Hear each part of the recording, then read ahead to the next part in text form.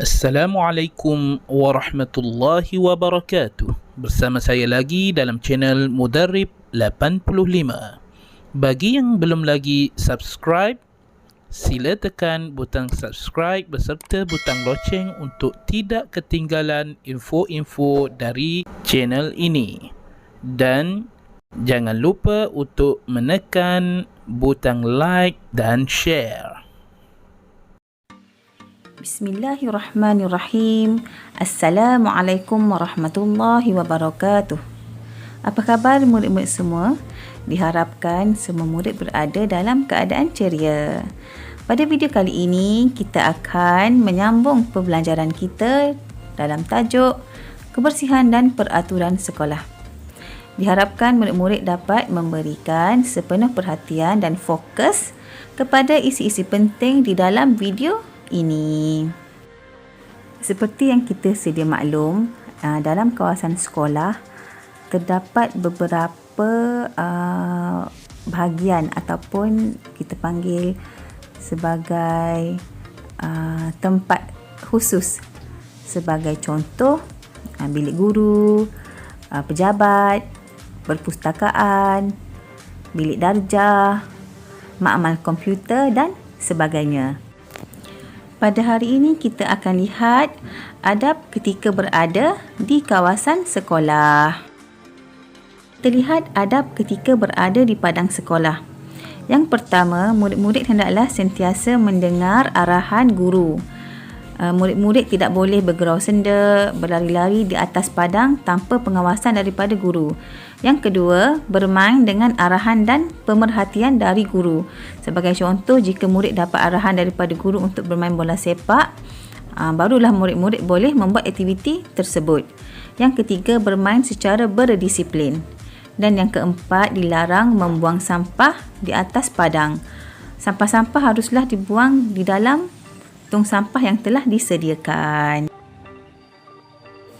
Kita lihat pula adab ketika berada di kelas.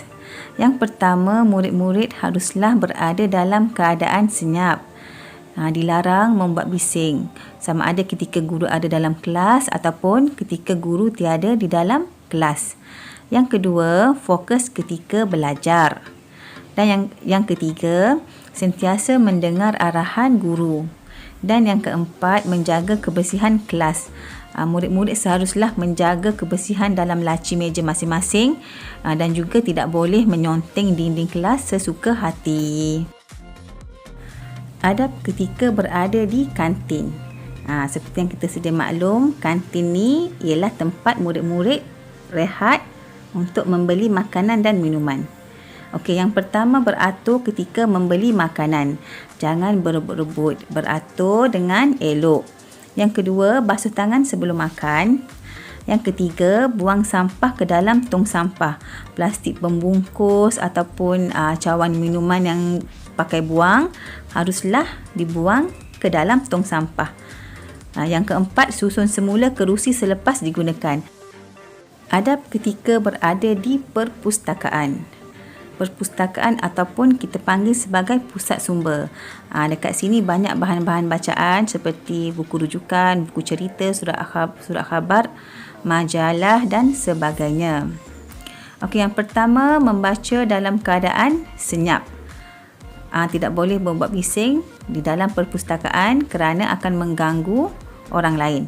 Yang kedua, menjaga kebersihan. Jangan buang sampah merata-rata. Tong sampah telah disediakan, jadi buang sampah ke dalam tong sampah. Yang ketiga, susun buku selepas dibaca. Okey, susun buku ataupun bahan bacaan lain setelah kita selesai membaca, simpan dan susun semula di tempat asalnya. Adab ketika berada di bilik guru. Yang pertama, memberi salam sebelum masuk. Selepas kita ketuk pintu, kita beri salam, kemudian baru masuk ke dalam bilik guru. Yang kedua, bertanya sesuatu dengan sopan santun. Haruslah menggunakan bahasa yang elok. Yang ketiga, masuk ke bilik guru sekiranya ada urusan sahaja. Sebagai contoh, ada hal kecemasan nak cari guru, boleh masuk ke bilik guru. Ataupun nak bantu cikgu angkat buku, ataupun ada guru-guru yang meminta kita nak ambil barang dalam bilik guru, barulah kita boleh masuk ke dalam bilik guru. Di kawasan sekolah, tak kiralah di tempat seperti kantin, bilik guru, makmal sains, makmal komputer, ataupun di padang sekolah, yang pertama sekali kita haruslah berdisiplin dan menjaga kebersihan kawasan sekolah kita. Itu adab yang paling kita kena jaga. Selain itu, peraturan sekolah haruslah kita patuhi.